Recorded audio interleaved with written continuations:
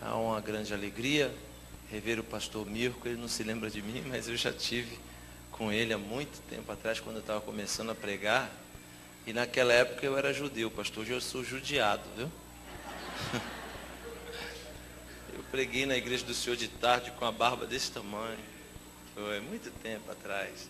Você vê, já fazem 8 anos, né, pastor? Eu fico muito satisfeito de ver o que Deus tem feito na vida do Senhor, da sua família e do ministério também. É uma honra grande nessa noite estar nessa cidade bonita, de pessoas bonitas. E eu tenho a missão aqui de ser um canal de bênção de Deus para a sua vida. Eu quero agradecer a Deus pela vida, quero agradecer a Deus pela salvação. Salvação, que diga-se de passagem, na minha opinião, é sem dúvida um dos maiores mistérios da humanidade. Salvação não é propriedade de denominação, não é propriedade de religião. Salvação que não é propriedade de filosofia, de dogmas. Salvação que não é propriedade de homens. Salvação que pertence a Deus. Nós não somos salvos porque falamos inglês, não somos salvos porque temos os olhos azuis, ou porque somos negros. Não somos salvos por causa do tamanho do nosso cabelo, ou se raspamos ou não as pernas. Nós somos salvos por misericórdia. Eu chamo salvação de mistério, porque a grande verdade é que não há ninguém aqui que seja digno de ser salvo. Não existe ninguém aqui que possa se salvar por si mesmo. Por isso que é um grande mistério. Eu quero agradecer a Deus pela salvação. Imagine você alguém que viveu a vida inteira fazendo o que era ruim. Alguém que viveu a vida inteira fazendo o que era mal. Roubava, matava, fazia só coisas horríveis. Eu estou falando de alguém que a sociedade já não acreditava mais nele. Eu estou falando de alguém que a própria família já não acreditava mais nele. E acredite você, eu estou falando de alguém que nem ele acreditava mais nele. Mas que no final da sua vida,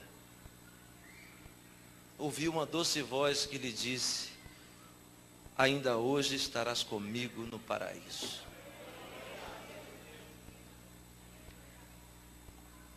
Salvação não depende de nenhuma religião, como eu disse. Não pertence a judeus. Se você encontrar um judeu e dizer para ele que você é salvo, ele vai rir de você, vai dizer: você é salvo? Não pode ser. Se você encontrar um muçulmano, xiita ou sunita, e disser que você vai ser salvo, acredite que ele vai rir de você e vai dizer que isso não é verdade. E por incrível que pareça, até alguns cristãos que você encontrar, se você disser que é salvo, ele vai rir de você. Porque ele acha que salvação é só lá, e não é aqui também. Tem uns que nem nos chamam de irmãos, nos chamam de primos. Por isso eu quero agradecer a Deus por esse privilégio. Sinto nos meus ombros o peso da incumbência, da responsabilidade de ser porta-voz de Deus para vocês nessa noite. O texto que quero me embasar está no livro mais antigo da Bíblia, por favor. O livro mais antigo da Bíblia, capítulo 42. Você sabe qual é o livro mais antigo da Bíblia? Qual? Bem forte. Qual? Tem gente abrindo no Gênesis por aqui, hein? O livro mais antigo da Bíblia é o livro de Jó, escrito por Moisés, que também escreveu os 5 primeiros. Só que quando Moisés escreveu Jó, ele ainda não tinha escrito o Gênesis. Moisés escreveu Jó exilado nas terras de Midian, quando se casou com Tsípora, filha de um Cohen, de um sacerdote chamado Jetra. Durante 40 anos de exílio, Jó escreveu a mais bela poesia da Bíblia. O livro de Jó é um livro poético. Moisés não conheceu Jó. Muito pelo contrário, Jó é contemporâneo de Abraão. Jó viveu há 4.100 anos atrás. Nós vamos ler o último capítulo desse livro, porque quando eu entrei aqui eu vi alguém falando de Jó 42. E o Espírito Santo me impeliu a pregar em Jó 42. E é isso que nós vamos fazer aqui nessa noite, porque Ele está no controle de todas as coisas. Quem veio ouvir a voz de Deus, diga amém. Amém. Quem veio bater papo, diga aleluia.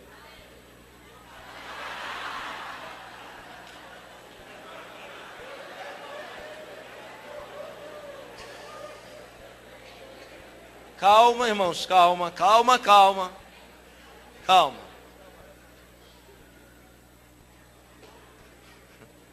Deus ama quem é sincero. O que Deus não gosta é de quem não presta atenção.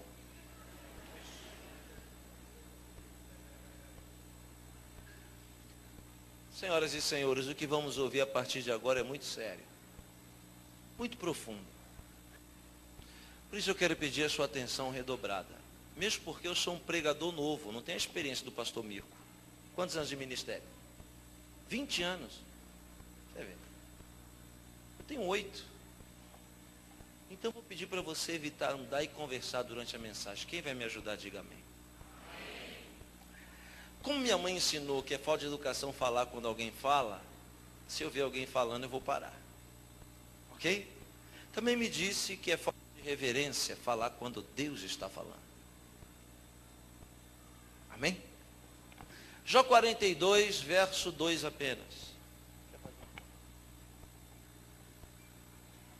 Está escrito assim: bem sei que tudo podes, e que nenhum dos teus planos, ou dependendo da tradução, pensamentos, bem sei que tudo podes, e nenhum dos teus pensamentos pode ser frustrado. Só isso. Feche os seus olhos. Baruch et Adonai Hamevohav leolan vayet. Baruch Shen kavod malchuto leolan vayet. Bendito és tu, eterno nosso Deus, Rei de todo o universo, sua palavra dura para sempre. Bendito seja o seu nome e o seu reino jamais terá fim. Fale conosco, Senhor, nesta noite, de forma clara, concisa, poderosa e objetiva. Fala, Deus, não o que nós queremos ouvir, mas fala o que nós precisamos ouvir. Que ninguém saia daqui da mesma forma que entrou. Por isso, eu te peço, exorta, ensina e edifica. Nós nos entregamos nas suas mãos. Pedimos que o teu Espírito flua. Repreendemos toda seta e dardo inflamado do maligno. E que nós saiamos daqui diferentes. É o que nós te pedimos, crendo na vitória. Em nome de Jesus. Amém. O livro de Jó é um dos maiores esforços que a Bíblia faz para minimizar a distância entre a criatura e o Criador. O livro de Jó é o esforço do Espírito Santo para tentar fazer o homem conhecer um pouco mais de quem é o Deus da Bíblia. O Deus que eu me refiro não é um senhorzinho de barba branca, cansado e sentado num trono. O Deus que eu me refiro não é alguém guardado em uma caixa da religião, que é manipulado pelos homens. Não, o Deus que eu me refiro, lhe é atribuído 72 nomes. E um dos que eu mais gosto é que Deus é o mistério de todos os mistérios. Aquele que habita na luz inacessível. É o Deus que tem olho, boca. É o Deus que tem mão, braço, pé. Mas ao mesmo tempo não tem forma. É invisível. É um Deus que ao mesmo tempo toma forma e ao mesmo tempo é abstrato. É um Deus inacessível ao potencial intelectual da criatura. É um Deus que não se prende. É um Deus que é daltônico. Porque para ele não tem negro, não tem branco, não tem amarelo, não tem vermelho. Para ele tudo é igual. É um Deus que não enxerga divisões e divisórias impostas pelas criaturas. É um Deus que controla tudo sem se mover. Aleluia. Um Deus que tudo que existe, existe no seu pensamento. As coisas que já existiram no passado, que nós nem imaginamos. As coisas que existem agora, que nós não vemos. E aquelas que ainda vão existir, que não estão na realidade. As três coisas, no passado, no presente e no futuro, existem ao mesmo tempo na mente dele. Ao mesmo tempo. Porque para Deus não tem passado. E para Deus não tem futuro, porque Ele é eterno. E se Ele é eterno, Ele sempre vê as coisas agora. Então quando Deus pensa ao seu respeito, ao meu respeito, Ele não pensa em nós como éramos. E nem como nós seremos. Ele sempre nos vê na estatura de varão e de varoa perfeita. A obra completa. A obra concluída. O Deus que quando vai criar as realidades, o autor aos Hebreus diz que pela fé Deus criou os mundos no plural. São três.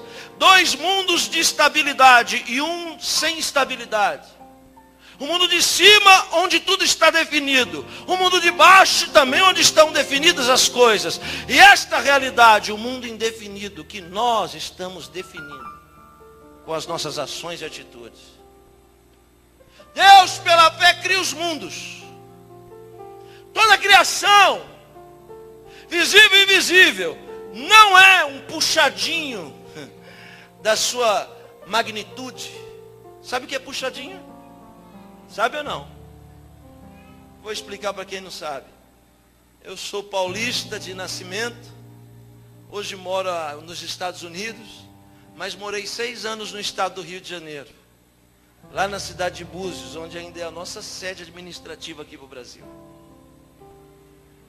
E lá no Rio de Janeiro é assim, quando alguém faz uma casa, a gente não falar barraco, o filho casa, aí ele faz um puxadinho, um cômodo a mais. Aí a filha casa, e ele vai e faz mais um cômodo em cima do outro puxadinho. Eu sei que começa assim desse tamanho, mas se transforma no World Trade Center. Num grande emaranhado de puxadinhas. E o que é o puxadinho, senhoras e senhores? Puxadinho é uma extensão da casa. A criação não é uma extensão de Deus. Tudo isso daqui não é um anexo. Não é um puxadinho igual estão fazendo nos aeroportos para tentar resolver o problema da Copa. Não. Tudo que existe está dentro da mente dele. Um aleluia para o pregador continuar?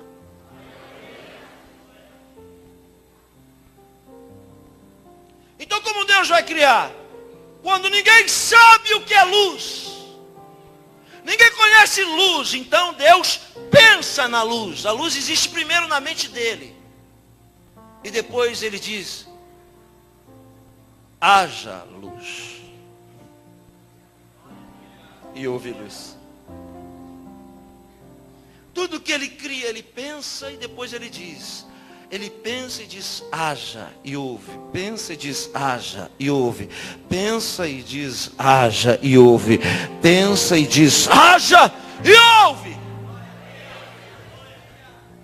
E depois de tudo, ou quase tudo está criado, como um artista que trabalha com doce, depois de fazer todo o universo, as galáxias, as estrelas, o infinito, como quem faz um bolo muito enfeitado, Deus olha para o bolo e diz: falta cereja. Cereja que eu chamo de Keter. Keter é uma palavra hebraica que quer dizer coroa. A cereja da criação é a coroa da criação. Com 4 elementos, ele criou esta realidade. Com fogo, com água, com terra e com ar. Tudo que existe nesta realidade foi feito só de 4 elementos. Agora, não existe nenhum outro lugar do universo, algum habitáculo que os 4 elementos se difundam. Já tentou misturar água com fogo?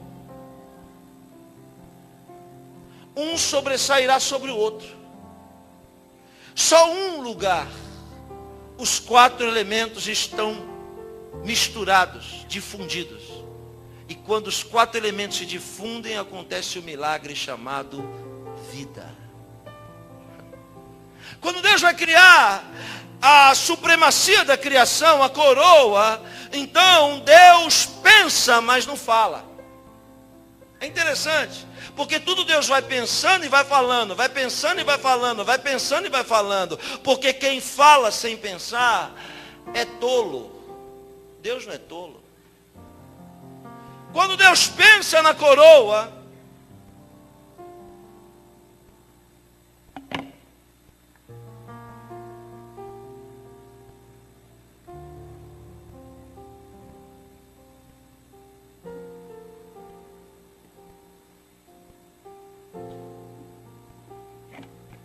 quando Deus pensa em fazer a sua obra de arte máxima, quando já existiam os anjos, os arcanjos, os querubins, os serafins e as mais 6 miríades angelicais que os homens não conhecem, quando os universos tinham sido todos criados, Deus pensou em criar o homem, só que não falou, haja. Porque esse ele queria sentir, tocar. Então o santo, bendito, eterno e poderoso seja ele, desceu e pegou a primeira matéria-prima para se tornar concreto o abstrato. Aleluia. O ser humano é o único ser que existe que tem 2 naturezas: natureza de baixo e natureza de cima. Com 2 dos 4 elementos ele faz a natureza de baixo. Ele pega o pó. Esse pó aí que a gente pisa em cima todo dia, ninguém dá nada. Porque é assim que Deus trabalha. Deus sempre pega o que ninguém dá nada e transforma em algo precioso. O santo e eterno e bendito pega o pó, mas o pó só não tem constância. Então ele junta o segundo elemento, a água, e faz o barro. O homem foi feito de barro. É assim que está escrito no livro do profeta Jeremias, no 18º capítulo. Ele é o oleiro que sabe trabalhar no barro. Só que quando Deus faz o primeiro homem, preste atenção, senhoras e senhores, daqui a 20 minutos eu saio da introdução.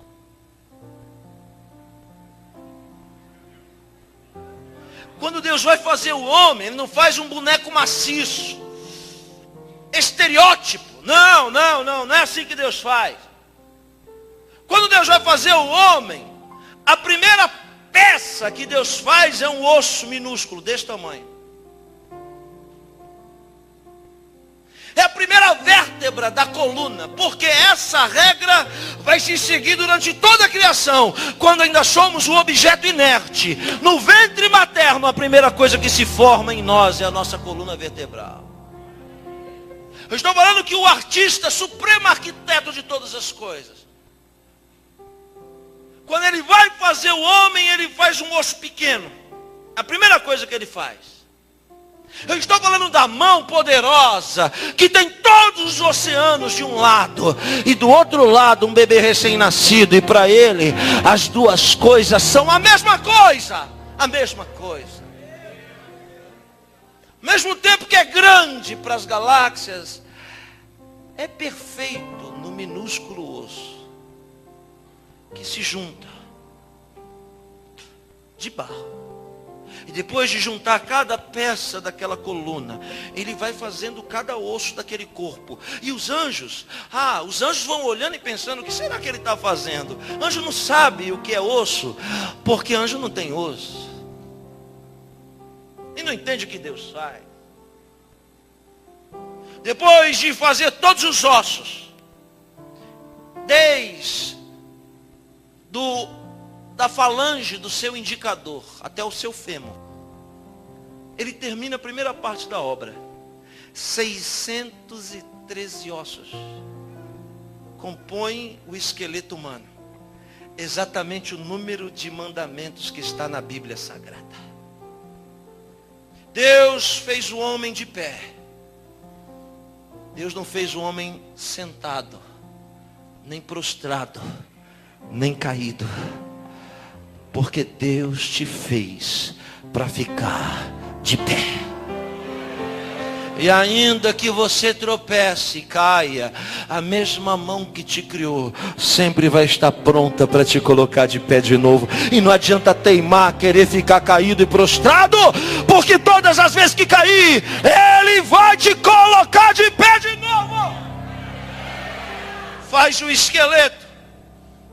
Depois, com o mesmo barro, minuciosamente, todas as veias, que eu, na minha ignorância, chamo de fiação. Desde lá de baixo, ele vem puxando as veias. Desde as maiores, como a aorta, até aquelas minúsculas. As irmãs sabem do que eu estou falando, né? Aqui, mais ou menos.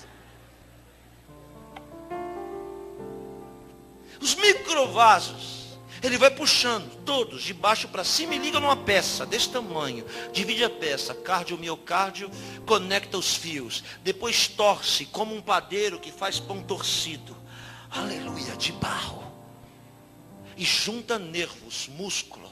E vai dando forma. E os anjos estão olhando e dizendo, o que será isso que ele está fazendo? Mas ele não fala o que faz. Porque as obras mais belas que ele faz calado. Haramanas. Ele trabalha assim como quem trabalha escondido, sem dar satisfação. Mas quando a obra estiver pronta, ele mostra o quanto ele é bom em fazer as coisas. Ele faz as entranhas, tudo é assim, de dentro para fora. Nada com Deus é de fora para dentro. Com Deus é sempre de dentro para fora. Depois de tudo aquilo feito, todo aquele emaranhado, ele ele dobra o barro e deixa esse barro mais cinza do que a outra parte do corpo e coloca aqui em cima.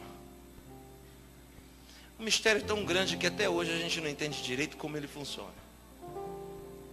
Depois, ainda como um pizzaiolo, faz uma massa fininha e cobre tudo, aquilo que nós chamamos de pele. E ainda, como um supremo artista, ele faz todos os pelos, um por um, de barro. Quando o boneco está pronto, inerte, só com duas naturezas ele está ali, inerte. Aleluia, estou sentindo a presença de Deus aqui. Então os anjos veem aquele boneco e fazem isso, ó.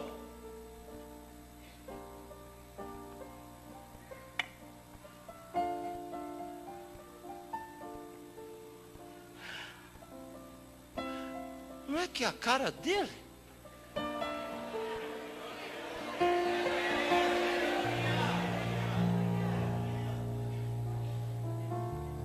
Os anjos ficaram com ciúmes. Porque anjo não é aquele bonequinho de bumbum de fora e arquinho de flecha na mão voando, não. Anjos são seres bizarros, com forma de animais. A Bíblia diz que tem anjo que tem 4 rostos. Quando vai girando tem uma catraca no pescoço, fica com o rosto de leão, rosto de boi, rosto de águia, rosto de homem. Anjos com 6 asas, com corpo afogueado. Você imagina o que é isso? Céu não é todo mundo de branco dizendo aleluia, aleluia. Quando vai ser a janta? Não, o céu é o que nunca subiu por entendimento do homem. Por que que os anjos ficaram? Pelo menos um ficou com ciúme, um querubim. Ficou com ciúme porque queria ser igual a você. Porque você é igual a ele. Aí esse querubim olhou para o boneco inerte que não se move, que é só um boneco, e disse assim: se é essa criação, então isso é fácil para mim, eu destruo. É de barro, eu sopro e transformo o barro em nada. Só que aquele querubim não sabia que ainda faltava 2 essências para Deus colocar dentro do homem. E essas 2 essências ia fazer cada um de nós se tornar mais poderoso, aleluia, do que aquele querubim. As 2 essências são divinas. Por isso de boca fechada ele faz tocando. Agora Deus vai abrir a boca e vai colocar a sua essência dentro da criação. Chega na narina e sopra. E o boneco...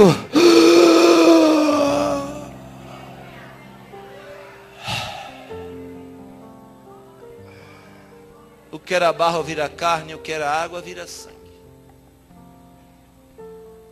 A massa cinza recebe uma fagulha. A vida é uma descarga elétrica. Seu cérebro é capaz de fazer energia para acender uma lâmpada dessa. A vida é uma fagulha, é um fogo. E o sopro da vida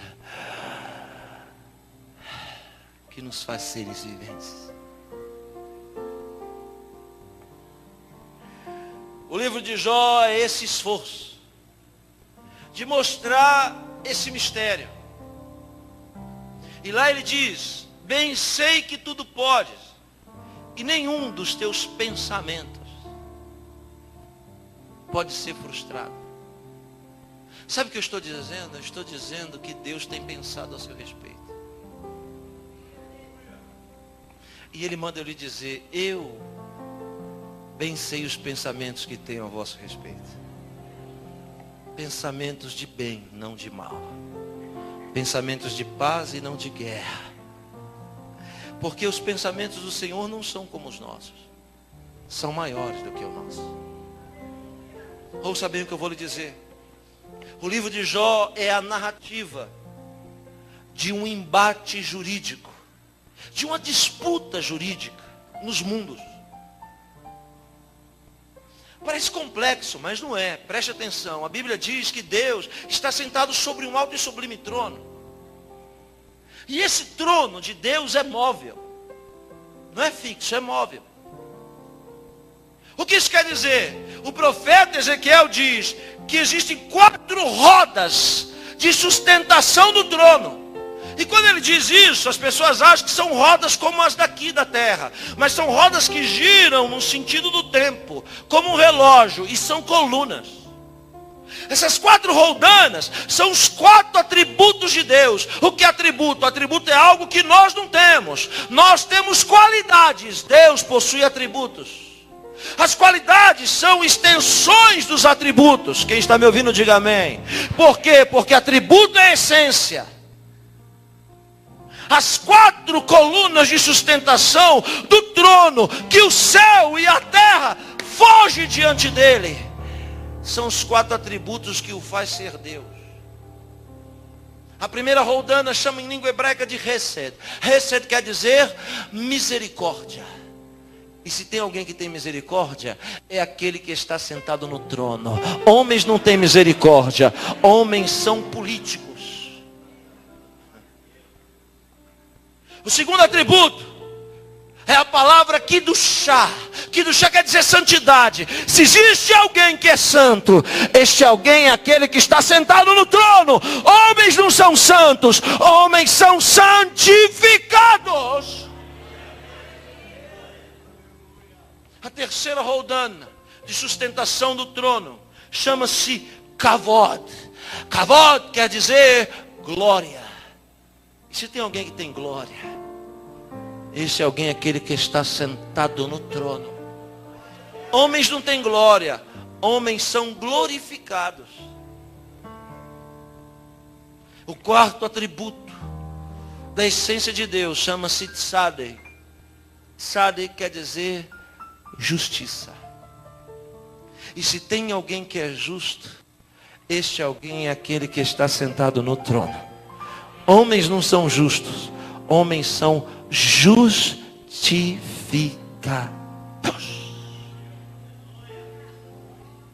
Tudo que Deus vai fazer no mundo de baixo, que é esse que nós vivemos, tem que acontecer primeiro em cima. É regra.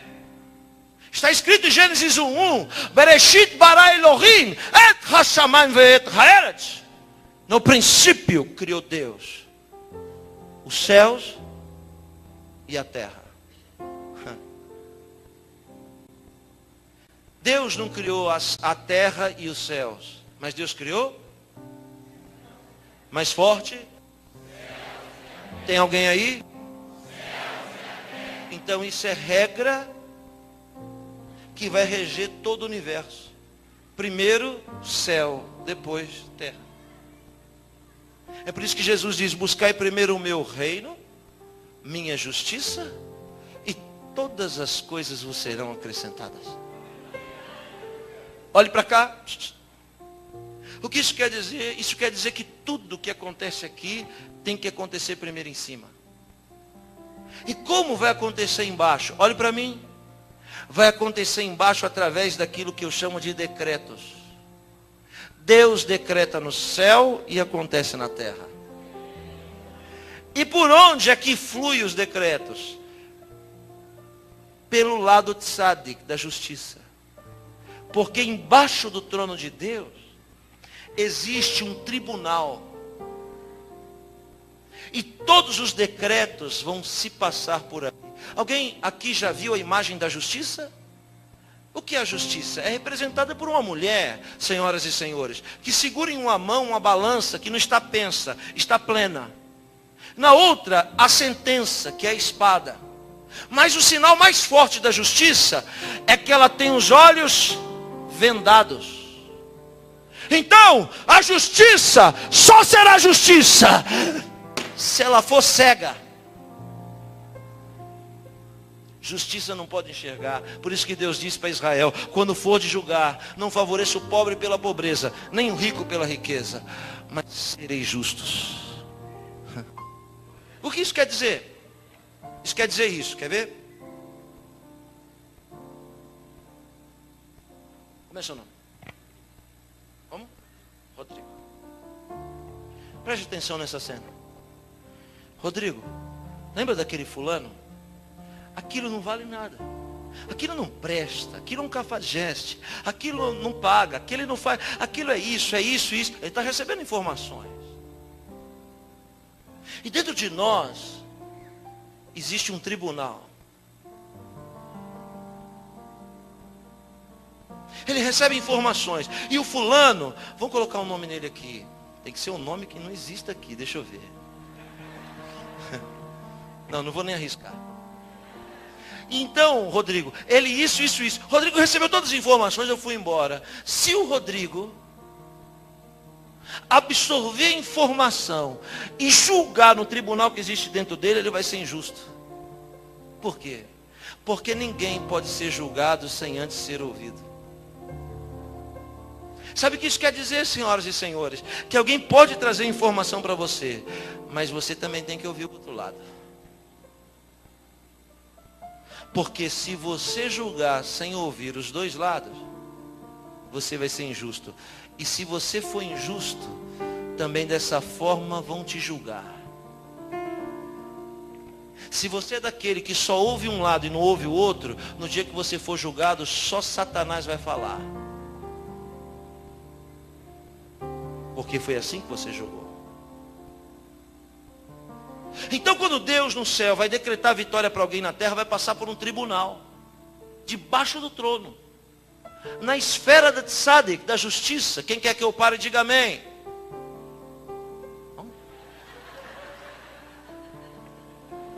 Quem quer que eu continue, diga glória a Deus. Vou ficar com a maioria.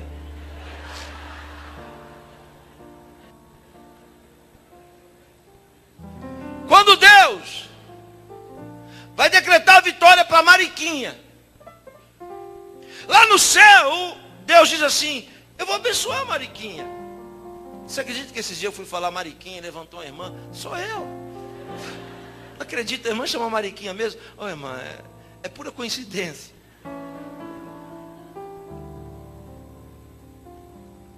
Deus lá no céu diz assim: eu vou abençoar, eu vou mudar. Estou explicando sobre o livro de Jó. A vida da Mariquinha, só que ele decreta isso em cima e tem que passar pelo tribunal para chegar embaixo. E o que é esse tribunal? Esse tribunal tem um juiz que é justo, verdadeiro e fiel. Aleluia. E nesse tribunal também existe um acusador implacável. Só que o acusador não está lá na audiência do tribunal em glória. O acusador está no mundo inferior. Então como é que ele tem acesso à audiência? Tem acesso à audiência por causa da onisciência de Deus, que vai até lá no inferno.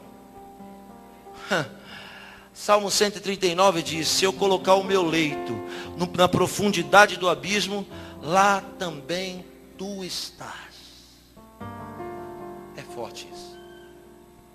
Veja, o acusador se levanta, Deus diz assim: eu vou abençoar Mariquinha. Aí o acusador se levanta e diz assim: não pode abençoar ela.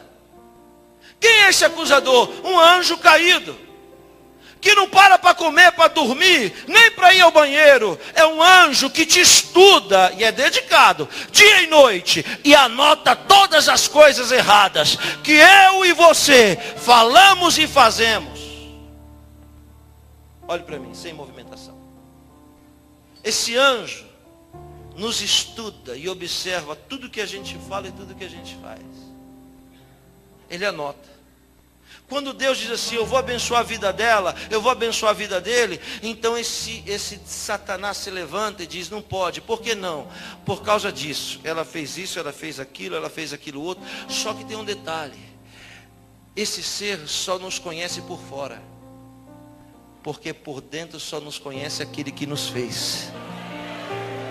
Isso quer dizer que tudo que você falar e fizer, ele tem acesso, mas o que você pensar, ele não alcança. Aleluia. Vou abençoar a Mariquinha. Aí então ele se levanta e diz: não pode por isso. E Deus tem que ouvir a acusação. É incrível isso. Deus tem que dar ouvido para o acusador. E o acusador vai falando. Quando ele termina, Deus vai ouvir o outro lado. E no outro lado a Bíblia diz que nós temos um advogado que não perde causa. Um advogado que é justo e fiel.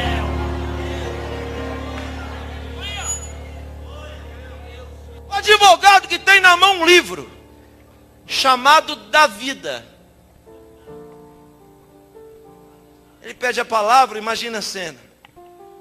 Abre o livro da vida e procura: é Mariquinha.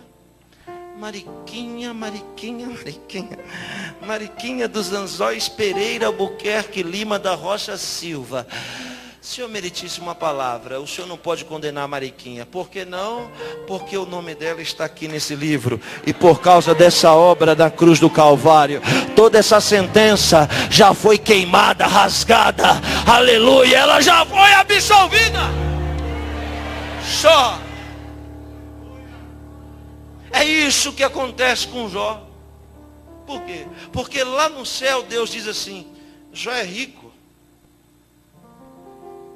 Eu fico pensando se Deus tivesse a mente medíocre que nós temos. Porque quando a gente vê alguém rico, a gente fala assim: ele não precisa.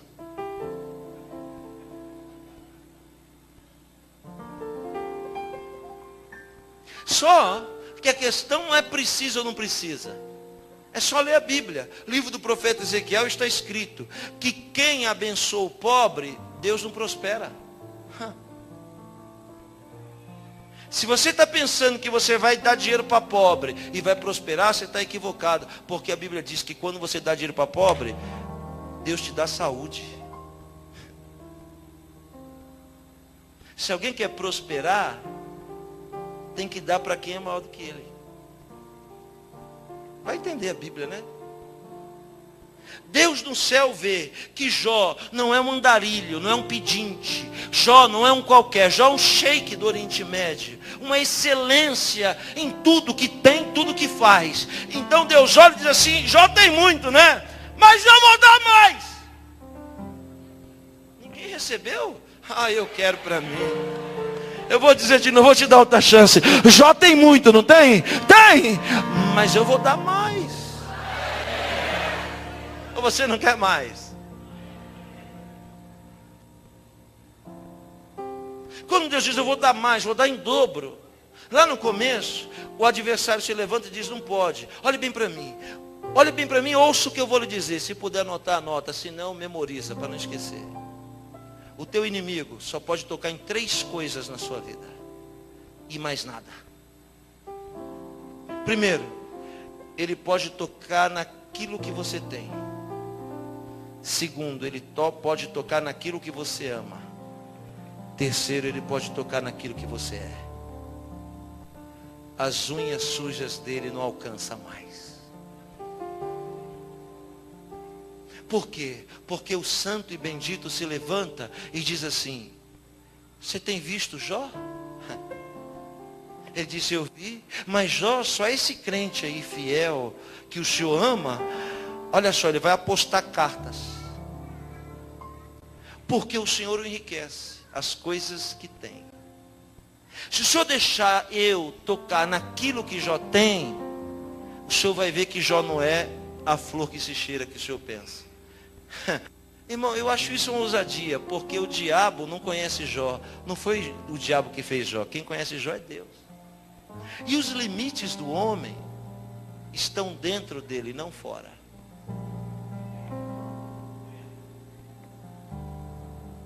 Quando ele disse assim, ó, eu vou tocar naquilo que Jó tem e vou te provar que ele não é, Deus não olhou para fora, porque o que Jó tinha estava fora, não estava dentro dele. Por isso o perigo de você deixar as coisas exteriores entrar para dentro de você. Deus olhou para dentro de Jó e viu que o limite estava longe. Então Deus disse assim, ah é? Então vai, pode tocar. O adversário veio e assim, ó, um tsunami, um terremoto, coisa de 10 segundos. Você imagina alguém que viveu a vida inteira construindo um prédio e a terra treme em 10 segundos, o prédio cai? Você imaginou? O Haiti está caído até hoje. O Japão está emborcado até agora, com 10 segundos, com 15 segundos.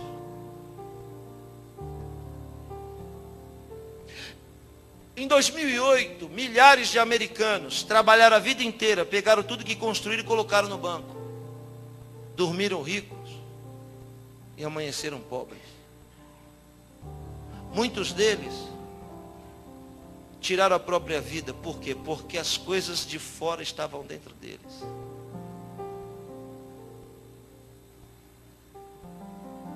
Satanás, em segundos, fez Jó dormir milionário e acordar pobre. Aí o diabo cruzou os braços e disse, agora ele blasfema. Quando Jó viu que perdeu tudo, ele levantou a mão e disse, Deus deu, Deus tirou, bendito é o nome do Senhor.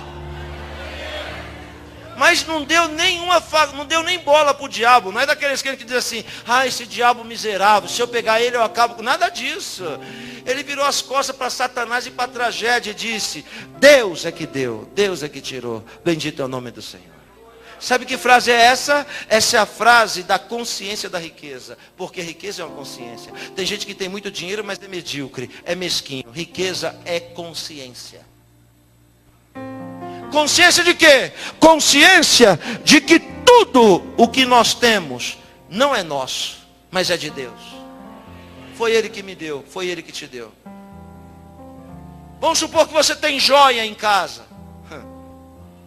Vamos supor que você tem 5 quilos de joia, de ouro, colar. Aí você olha e diz, meu colar, meu relógio, minha joia, minha casa, o meu carro, minha empresa, seu, tudo seu. Bonitinho, bebê, bebê, bebê. Tem 5 quilos de ouro, maravilha. Quando morrer, ali mesmo, no pé do caixão já vão estar brigando para ver com quem fica com o quê. E se alguém tiver a ideia faraônica de pegar todas as joias e enterrar junto com você, eu não dou uma semana para estourar a catatumba e levar até os dentes. Sabe por quê? Porque todo ouro que existe no mundo sempre foi o mesmo. Deus só trocou de administrador. Porque a Bíblia diz: minha é a prata, meu é o ouro, diz o Senhor dos Exércitos.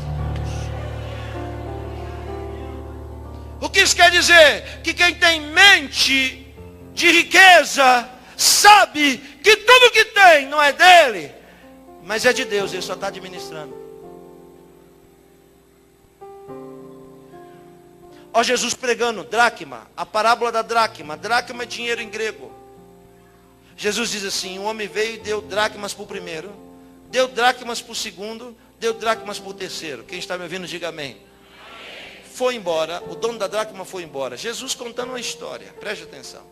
O primeiro pegou o dinheiro, a dracma, olhou e disse assim: que legal, hein? Deve ser porque eu falo inglês. Ganhei esse dinheirão porque eu falo inglês, porque eu sou bom. Então, já que é meu, está na minha mão, eu vou gastar. Foi lá e arrebentou com tudo. O segundo é uma evolução do primeiro. Por quê? Porque o segundo olha e diz assim: estranho, né? Alguém vir dar dinheiro do nada assim. Alguma coisa tem. Como eu não sei o que está acontecendo, eu vou pegar essa dracma e vou enterrar. Alguém aqui já enterrou dinheiro? Esses dias descobriram uma velhinha aí no interior que morreu. Quando foram pegar o colchão dela, estava cheio daqueles dinheiro antigo de cruzeiro. Eu fiquei imaginando o quanto que aquela mulher se privou de vestir, de comer e de beber para juntar aquele dinheiro. E agora ela morreu e o dinheiro nem valia mais, as trás já tinha tudo comido. Então eu cheguei à conclusão que dinheiro foi feito para se usar.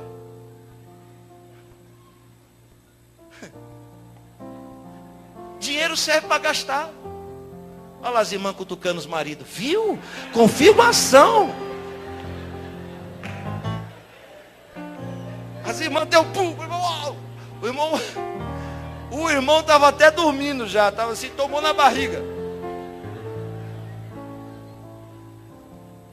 O terceiro é a evolução da consciência de riqueza. Estou falando da parábola de Jesus que está ligado ao que Jó disse. O terceiro disse assim: ninguém dá nada de mão beijada para ninguém. E se esse homem me deu, isso quer dizer que ele vai voltar para cobrar. Então se ele vai voltar para cobrar, eu vou multiplicar o que ele me deu. Dito e feito, o homem voltou para cobrar. Perguntou para o primeiro: onde está o que eu te dei? O primeiro disse: não sabia que o senhor voltava. Gastei. Então ele diz: então você não tem mente para entrar no reino. Não tem consciência de riqueza para entrar no reino. Olhou para o segundo e disse: onde está o que eu te dei? Ele disse: não sabia o que estava acontecendo? Enterrei. Se enterrei, eu fiz não prestar o que prestava. Ele diz: então você também não tem mente para entrar, você não tem consciência para entrar no reino, é apartado. Aí chega no terceiro e diz: onde está o que eu te dei? O que você me deu está aqui, isso daqui foi o que eu multipliquei para compensar o que os outros perderam. Aí ele disse: vem e entra no meu reino, porque você tem mente, mentalidade, consciência de riqueza. O diabo volta para a audiência e Deus pergunta: e aí? O homem blasfemou? Não, não blasfemou. Eu toquei naquilo que ele tinha e não blasfemou. Mas se eu tocar naquilo que ele ama, ele blasfema. Apostou 2. Quando apostou 2, Deus olhou para dentro de Jó e viu que o que ele amava também não estava dentro dele. E que o limite estava longe. É muito forte isso. Aí Deus diz: então, pode tocar no que ele ama. Aí é duro. Porque Satanás veio e matou toda a família, os filhos todos. Cruzou os braços e diz: agora Agora ele blasfema. Ele, em cima dos cadáveres, abraçado, levanta a mão e disse: Deus deu, Deus tirou, bendito é o nome do Senhor. Sabe o que isso quer dizer? Isso quer dizer, senhoras e senhores, que nós não vamos dar conta só das coisas que temos, mas nós vamos ter que dar conta dos nossos filhos também. Ouça-me, olhe para mim com atenção. Você vai ter que dar conta dos seus filhos, porque eles não são seus. Ah, pastor, o meu filho é um rebelde. Culpa sua. Pastor, a minha filha não quer ir para a igreja. Claro, fica todo dia dizendo: vai para a igreja, não vai para o inferno. Vai para a igreja, não vai para o inferno. Vai para a igreja, não vai para o inferno. Vai para a igreja, não vai para o inferno. Então eu vou para o inferno logo, ela deve dizer. Se esqueceu que a melhor maneira de convencer alguém é de boca fechada. Que as pessoas procuram em nós os frutos. Que as pessoas olham para nós e querem saber se está de acordo o que a gente fala com o que a gente vive. Então para de falar e age. Sabe o que eu estou dizendo? Eu estou dizendo que 60% dos presidiários são filhos de crente. Já viu aquela árvore que vai nascendo e vai ficando torta? Aí você coloca aqui um toco para segurar. Aí depois ela entorta para lá, você bota outro toco para cá, bota outro para lá, outro para cá, outro para lá, outro para cá, para ver se endireita a árvore. Mas a Bíblia diz que o trabalho é de base. Ensina a criança. Ensina a criança no caminho que você deve andar.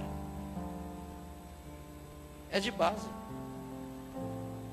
Jó disse: foi Deus que me deu meus filhos e foi Deus que tirou. Bendito é o nome do Senhor. Aí Deus olha para Satanás e diz: e aí, o homem blasfemou? Aí ele disse assim: olhe para mim. Não blasfemou não. Mas se eu tocar no que ele é, ele blasfema. Deus olhou para dentro de Jó e viu pela primeira vez que estava muito perto. E disse: você pode tocar, mas por fora, porque o que está dentro dele é meu. Foi eu que coloquei. Ainda em cima dos cadáveres dos filhos, como uma serpente que bafora. Jó só fez isso, ó. Coceira. Em 7 dias. Uma simples coceira tinha se transformado na mais poderosa hanseníase de todos os tempos. Aquela coceira gerou feridas grandes, cânceres, que minavam sangue com pus. O ex-sheik príncipe agora está coberto de lepra, pele branca, escamosa, como uma serpente que vai trocando de pelo, de couro. O que acontece quando alguém fica leproso? Primeiro, o leproso, todas as áreas do corpo dele, onde tem cartilagem, a lepra consome. Isso quer dizer que Jó, em questão de dias, ficou sem orelha e sem nariz. Em questão de dias, todos os pelos caíram. E toda a parte do corpo onde tem pouca circulação sanguínea, minou gangrena, as unhas caíram. A ponta dos dedos apodreceram. Em questão de dias, o ex-sheik agora fica cego, com os olhos totalmente brancos. No leproso, toda a pele sensível é consumida como fogo que consome o isopor. Em nenhuma parte do nosso corpo a pele é mais sensível do que essa, ó. É só esfriar um pouco, você vai ver. Em questão de dias, Jó fica sem lábios, Por que o leproso era levado para morrer fora? Porque era uma morte cruel. Ele morria mostrando os dentes, sem boca, sem nariz, cego, sem cabelo, sem orelha, as unhas caindo, apodrecendo. O que os pregadores esquecem de falar é que a hanseníase, ela elimina aquilo que nós temos de maior sentido no nosso organismo, a sensibilidade. É a sensibilidade que diz para você, não vai ali não, ela sente o calor, porque lá tem fogo, se você for você morre. É a sensibilidade da pele, que quando você entra no frio, ela te avisa, se aquece, para não morrer de hipotermia. O leproso não, o leproso você pode queimar ele vivo, que ele fica olhando para você. Pode serrar o braço dele, que ele fica olhando para você. Ele não tem sensibilidade. Mal cheiroso. Jó é cientista, é conhecedor, sabe tudo de astronomia, de botânica, de ciência, sabe tudo, é um sábio. Então ele pensa, estou leproso, mal cheiroso, e o odor da minha carniça vai atrair as aves de rapina e os coiotes do campo. Pela primeira vez, Jó se entristece profundamente. Por quê? Porque tocou naquilo que ele era. Olhe bem para mim. Nenhum homem, ser humano, pode se sentir tão verme como quando está enfermo. Por que Jó pensou, vou cavar um buraco? Por causa do odor, para não atrair os animais. Quando se pega algo podre e coloca embaixo, o odor não tem circulação. Por que Cuiabá é quente? Cuiabá é quente porque é embaixo. Por que Curitiba é frio? Porque é em cima.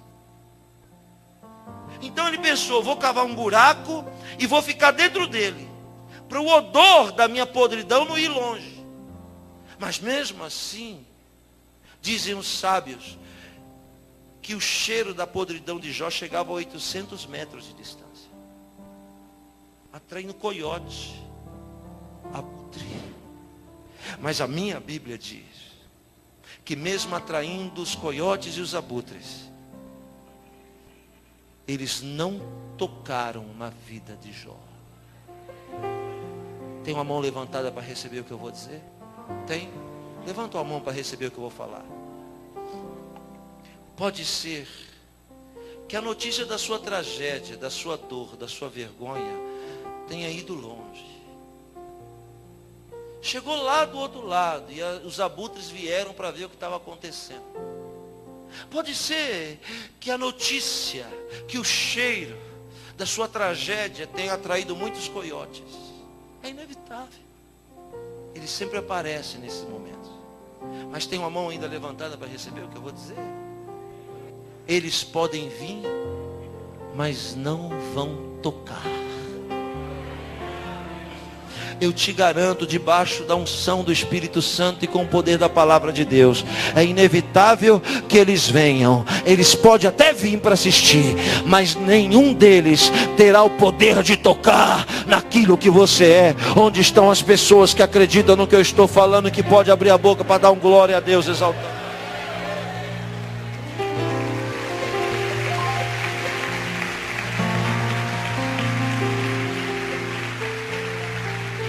Eu também chamo, nessa explanação básica, superficial, que estou fazendo sobre o livro de Jó, eu também chamo o livro de Jó do livro das 7 vozes.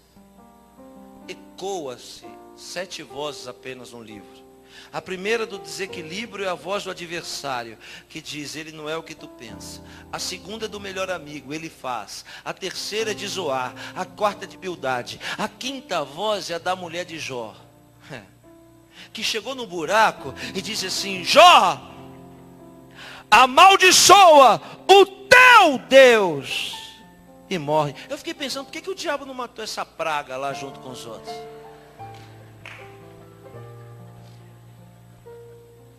Porque é muito desaforo ela virou para Jó e dizer: amaldiçoa o teu Deus. Por quê? Porque não é mais o dela. Só era o dela quando ela tomava banho de leite de rosa, quando ela comia mais tenra, carne de carneiro. Só era dela quando se habitava em tendas luxuosas, quando se cobria de ouro e de linho. Agora que não tem mais nada, não é mais dela. A mulher de Jó me ensina uma coisa, que a melhor maneira da gente conhecer as pessoas é perdendo tudo. Que é impossível você conhecer as pessoas com saúde. É impossível, não estou generalizando. Tem gente sincera do seu lado, sim. Mas tem gente com interesse também. Se é isso que você veio ouvir, a voz de Deus, então Deus está falando. Amaldiçoa o teu Deus e morre. O homem podre, caído, envergado, nem de pé ficava, hein?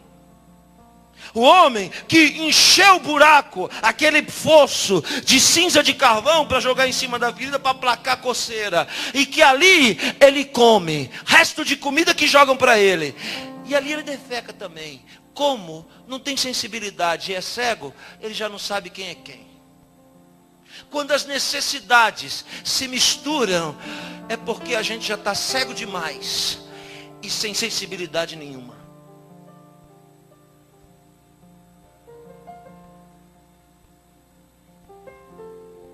Envergado nele, está envergado nele, porque ele não pode ficar de pé, não aguenta.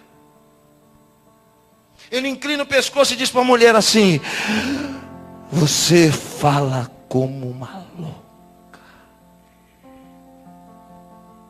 A sexta voz é a de Jó. A sexta voz é a voz do limite. Por que do limite? Porque o homem foi criado no sexto dia. Tudo que é 6 na Bíblia quer dizer homem. Por isso que 666 não é o Papa. 666 são 3 pessoas: a besta, o anticristo e o falso profeta. 6 é o limite. E Jó dá o grito de limite quando ele diz: nunca deveria ter nascido. Jó não entende. Por que aquilo está acontecendo? Então falou o diabo, falaram os amigos, falou a mulher, falou ele. E Deus, que é a 7ª voz, estava calado. Por quê? Porque é assim que Deus trabalha. Deus sempre deixa as pessoas falar primeiro, criticar primeiro, questionar primeiro, murmurar primeiro. E quando não tiver mais ninguém para falar e nem dar palpite, Ele vem e fala. Porque a última palavra na sua vida, ela vem da boca de Deus. E é essa palavra que vai dar direção e vai decidir a sua história. Acabou. Os outros falam porque Deus permite. Mas o que os outros falam não é verdade. Verdade é o que Deus fala. Meses naquela condição. Sabe como é que a 7ª voz vem? Estou perto de terminar a introdução. Calma, estou brincando. Não se assuste não, irmãos, vou terminar mesmo. A 7ª voz. Meses naquela situação. A 7ª voz vem num vento.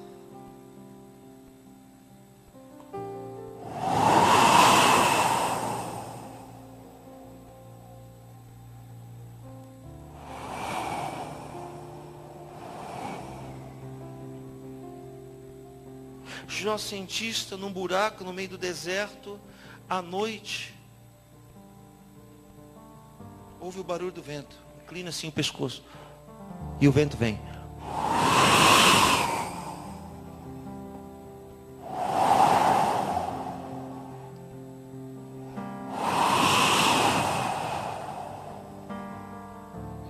E Jó pensa: vento? Não é época de vento. Veja que Jó ouve o vento.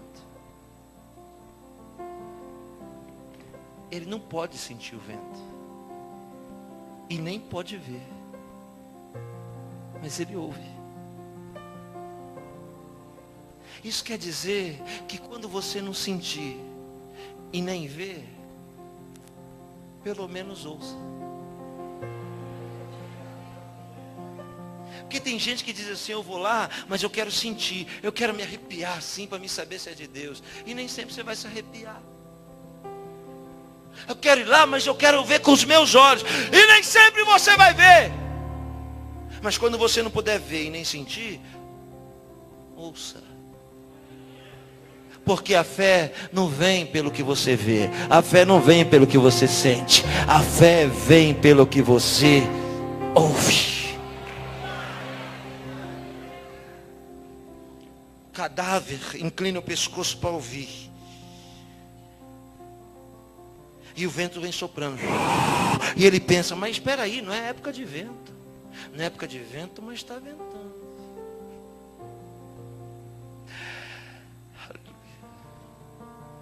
E quando o vento está fora da época do vento, entenda que é Deus te avisando que Ele está chegando. Deus está chegando. Um minuto para você levantar a mão e agradecer pelo sinal que Ele está te dando. Ele está chegando. Ele está vindo. A voz que clama no deserto é esse vento que anuncia. Todo esse vendaval na sua vida é Deus te avisando. Se prepara, porque tem algo grande que está chegando para você. Eu estou lhe avisando. Algo grande, poderoso e glorioso que está vindo para a sua vida. Onde estão as pessoas? Aleluia! Onde estão as pessoas que estão entendendo o que eu estou pregando aqui nessa noite? Onde elas estão? Amante corabanas e canerebanas suriama e canaras. Que Deus é esse? Que Deus é esse que se preocupa com um cadáver jogado no fundo de um buraco?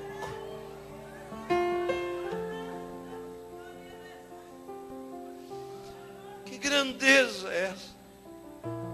O vento vem soprando.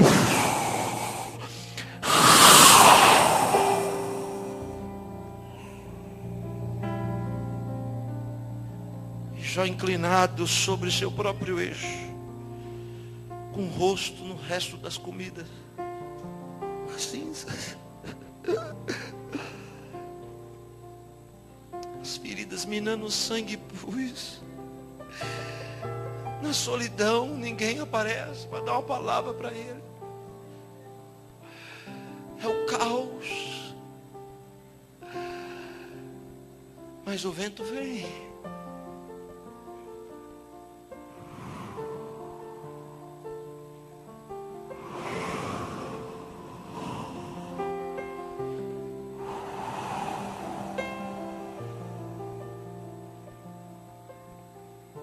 Perguntei para Deus por quê?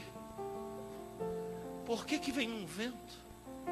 Não podia vir assim, cheio de trombeta. E Deus descendo uma coluna de fogo, num trono fumegante. Dizer, eu sou o Senhor. Agora Deus vem num ventinho de 1,10 m de altura.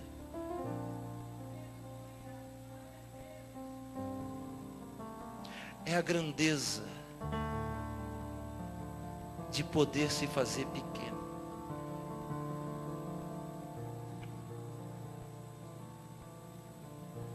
Eu perguntei por que um vento. Aí, Ruach Kodesh, o santo vento de Deus, me disse, lembra do Shemot? Shemot quer dizer êxodo. Lá no Shemot, quando Moshe Avinu subiu na montanha, a Kadosh Baruch Hu vai Omer, Kadosh vai Omer, Kadosh Baruch Hu vai Omer ver Moshe Avinu. Disse assim Deus para Moisés, em cima do Sinai: Moisés, a partir de hoje eu vou morar com vocês. Moisés disse, que bom. Onde é que vocês moram, Moisés? Nós moramos no deserto. E como é a casa de vocês? Nós moramos em tendas. Muita gente não sabe, Mas Moisés falava 70 línguas. Outro dia eu prego sobre Moisés. Muita gente acha que foi só judeu que saiu do exílio, mas não foi, os ciganos também saíram juntos. Está rindo, é verdade. Os ciganos têm os mesmos costumes dos judeus. Porque saíram juntos, foram libertos juntos, aleluia. E Deus perguntou para Moisés, vocês moram em quê? Ele disse, nós moramos em tendas, porque somos peregrinos. Todos nós moramos em cabanas. Aí Deus diz, então peraí, não construa um palácio para mim, porque se construir um palácio, ninguém vai me entender. Faz uma tenda para mim também, porque eu quero me parecer com vocês. Eu quero viver como vocês vivem. Eu quero sentir o que vocês sentem. Não, você não entendeu. Eu estou dizendo assim, antes de Jesus, alguém dizia para Deus, Deus, eu estou com medo. Deus coçava a cabeça e dizia, o que é medo? Não entendi. Alguém dizia assim, Deus, eu estou com fome. Deus falava, será isso, hein? Eu estou com sono, eu estou com sede. Deus não entendia nada. Aí o filho disse, espera aí, só tem um jeito de saber. Eu vou me tornar como um deles. Passar tudo o que eles passam. Hoje, quando alguém diz, Deus, eu estou com medo.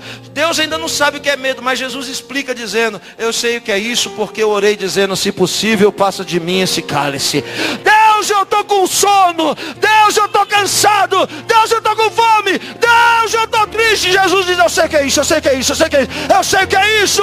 E Deus te entende melhor por causa do Filho. Por isso que Deus vem num vento.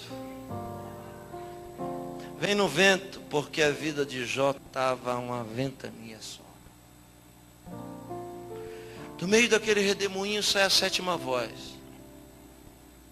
Por que Jó passou tudo aquilo? É a pergunta que os filósofos fazem há 3.500 anos. Jó passou tudo aquilo primeiro, porque achava que sabia das coisas. E Deus provou para ele que ele não sabia de nada. Segundo, aliás, a pior coisa que pode existir é quando a gente acha que sabe de tudo. E na verdade a gente não sabe de nada. Segundo, sabe por que Jó passou tudo aquilo? Ouça o que eu vou dizer. Porque existem coisas que só o fracasso pode nos ensinar. Existem coisas que a gente só aprende na provação e nunca vamos aprender na abundância. E terceiro, Jó passou tudo aquilo porque achava que sabia quem era Deus. Jó era aquele crente que falava que Jesus curava, mas ele estava enfermo. Que Jesus prosperava, mas ele estava na miséria. Então ele vivia da experiência dos outros. Jesus cura? Cura. Mas tem que acontecer com você também. Então lá no final ele diz assim, antes eu te conhecia de ouvir falar, mas depois de tudo que passei, eu te conheço de contigo andar. Aleluia. Uma mão levantada para receber. Você está em uma escola nessa vida. Deus está te ensinando muita coisa. Você está sentindo a presença dele soprando dentro de você. Porque algumas pessoas estão com os olhos fartos de lágrima. Então o Senhor está descendo aqui através do Espírito Santo. Só para lhe dizer, isso que você está passando, aquilo que você passou, é para você me conhecer melhor. É para você saber quem eu sou. Aleluia. Aleluia. Olhe bem para mim, levante as duas mãos e olhe para mim nos meus olhos. Sabe mais? Deus quis ensinar para Jó o que ele está ensinando para nós aqui. tudo aquilo que não nos mata nos fortalece.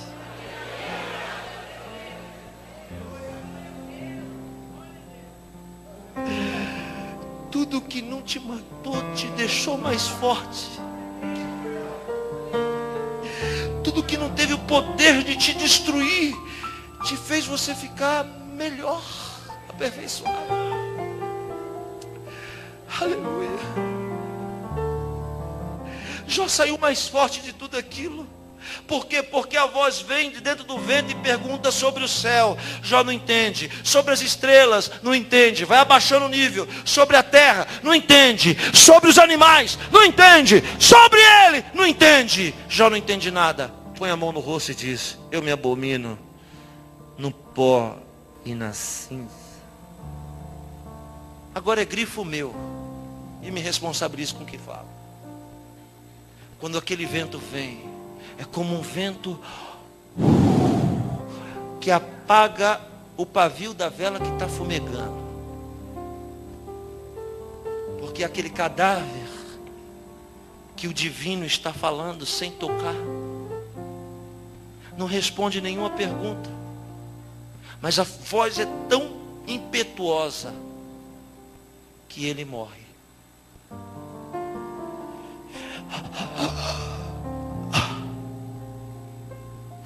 E o ser humano é o único ser que morre, mas continua existindo.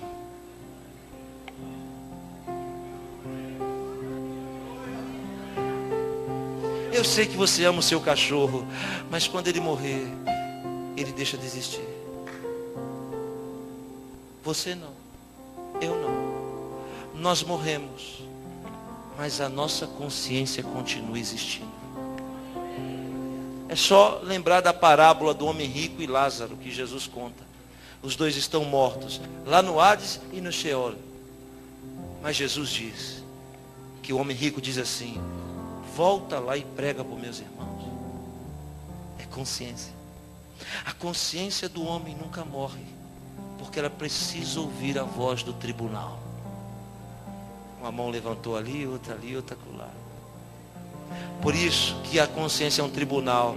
Quando você dorme, ela vai te dizer: falhou, acertou. Como podemos condenar um índio que nunca ouviu a palavra de Deus para o inferno? Porque muitos serão julgados pela sua consciência. A palavra de Deus é embutida dentro de cada homem, mesmo sem ele ter uma Bíblia. Porque o índio nunca ouviu a palavra de Deus, mas quando ele mata alguém, ele sabe que ele fez algo errado. Porque a lei está dentro dele, e a lei diz: não matarás.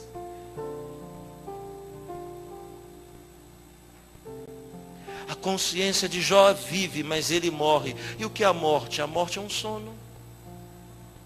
Porque o apóstolo dos gentios diz: ressuscitarão primeiro aqueles que dormem. Então a morte é um sono. O que é a morte? É a desconexão da consciência desta realidade. Ou seja, olhe para mim, alguém que morreu há 1000 anos atrás, no meio de uma guerra, levou uma flechada, ele estava fugindo, levou uma flechada no meio das costas, e morreu. 1000 anos atrás, ele está dormindo até hoje. Você sabe do que eu estou falando? Quando você dorme e acorda, você sabe que horas são? Não sabe. Por quê? Porque quando você dorme, a sua consciência desconecta da realidade, que é o tempo. Quando ela desconecta da realidade, que é o tempo, então você não sabe para que lado o tempo foi, você não sabe que horas são. Quando alguém morre 1000 anos atrás de uma flechada, ele só vai acordar com o código do som de uma trombeta. É a única coisa capaz de fazer ele acordar. Quando a trombeta tocar, ele vai acordar assim, fugindo, porque para ele foi ontem que ele morreu. Mas já se passou 1012 anos. Todo dia, aleluia, todo dia eu e você morremos e ressuscitamos. Todo dia a gente morre e ressuscita, morre e ressuscita, morre e ressuscita. Vai chegar um dia que nós vamos morrer, vamos ressuscitar e não vamos morrer nunca mais. para sempre receberemos um corpo glorificado semelhante a Ele. Por que todo dia a gente dorme e ressuscita? Dorme e ressuscita. É Deus falando, porque se gloria mortal. Não aguenta 48 horas aí. Eu não durmo nem tosquenejo. Jó morre e Deus ministra na consciência dele. Deus já fez isso com muita gente. Fez isso com Salomão, fez isso com José. Deus fez isso com Jacó, com Abraão. Porque quando a gente dorme, nós perdemos o controle da consciência. Ninguém controla a mente.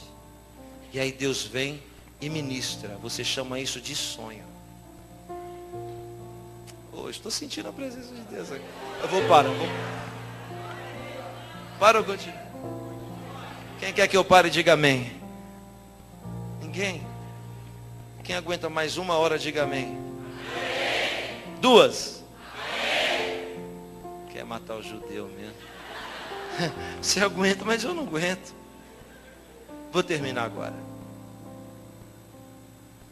Deus ministra na consciência de Jó. E a mão que fez a orelha, a pele, os olhos. Deus pegou o barro daquele deserto e fez os olhos dele abrir de novo. Você se lembra disso? Você se lembra da história de que alguém faz lama? Aleluia. E passa nos olhos, dizendo assim, ó, eu fiz os olhos de barro. Aleluia. Com a minha saliva, a minha palavra que sai da minha boca. E com o pó da terra, vai agora e se lava no tanque de Siloé. E ele se lavou e voltou a enxergar. Siloé quer dizer enviado. É o enviado de Deus, que está aqui no nosso meio. Daquele vento maravilhoso, ninguém naquela madrugada. A orelha de Jó é feita de novo. De novo o seu nariz é remodelado. A sua pele restaurada. Sim, os cabelos voltaram de novo. Deus fez Jó dormir por algumas horas, para quando ele acordasse, ele pensasse que todo aquele pesadelo tinha sido assim. E do mesmo jeito que a ferida chegou, ela se foi. Feche os seus olhos. É isso que ele te diz. Muitas feridas vieram sem explicação, você nem sabe como. Mas ele manda eu lhe dizer, do mesmo jeito que as feridas vieram, elas também se vão. Você nem sabe como você conseguiu sobreviver a tanta luta. Você nem sabe como você conseguiu sobreviver a tanta guerra. Se alguém te perguntar como tudo começou, você não sabe. Como tudo terminou, você também não sabe. O Senhor está aqui lhe dizendo, foi eu. Foi eu que fiz tudo aquilo parecer um sonho na sua mente agora. Veja. Tem coisa que você já até esqueceu e nem sabe mais como é que aconteceu. Eu sou o Senhor que fecho as suas feridas. Esta é a noite que o Espírito Santo está fechando feridas. Essa é a noite que Ele está dizendo, estou estendendo minha mão e te tirando do fundo deste abismo, do fundo deste poço. Eu mesmo. Ninguém pode te socorrer, só eu. Só eu que estou vindo para te socorrer. Lembra de onde eu te tirei. Eu sou o Senhor teu Deus, que te tirou da casa do Egito, da casa da escravidão, quando nenhum Deus desta terra quis ir lá te libertar das suas cadeias. das suas correntes, das suas algemas. Eu fui. Eu te amei primeiro. Te busquei. Quebrei todas as mordaças e algemas. E te trouxe para cá. Porque eu te amo. Porque você é minha. Porque você é meu. Sente a minha graça que te envolve. Sente o meu amor que te fortalece. Lembra-te que uma luta pode durar meses, mas eu posso reverter ela em segundos, em uma noite. Jó acordou daquele sono e disse: o que eu estou fazendo aqui? O que aconteceu? Olhou para a boca do buraco e subiu. E lá fora as pessoas que já contavam ele como morto, ficaram de boca aberta. E o decreto do começo do livro se cumpriu. Deus deu em dobro. Sabe por quê? Porque nenhum dos seus planos pode ser frustrado. Eu bem sei os pensamentos que tenho ao seu respeito. Deus tem pensado ao seu respeito pensamentos de paz, pensamentos de bem. Fique de pé, vamos orar.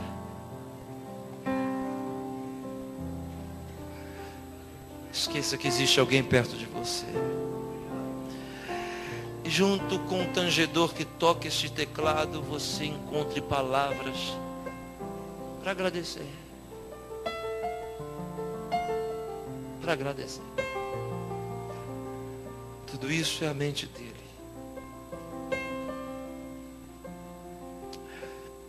Aleluia. Um minuto para você adorar Deus.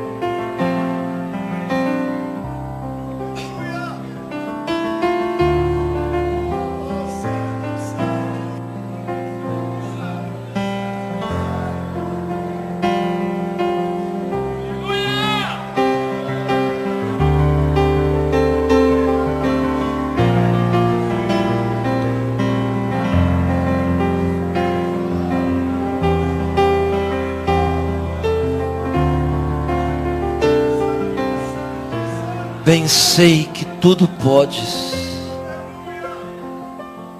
Tudo podes. E nenhuma palavra da tua boca sairá e cairá por terra. Deus colocou Jó de pé de novo. E cumpriu o que ele tinha prometido no começo. Dê um abraço em alguém que está perto de você e diga uma palavra profética de vitória para essa pessoa. Faça isso. Faça isso. Faça isso. Faça isso. Faça isso.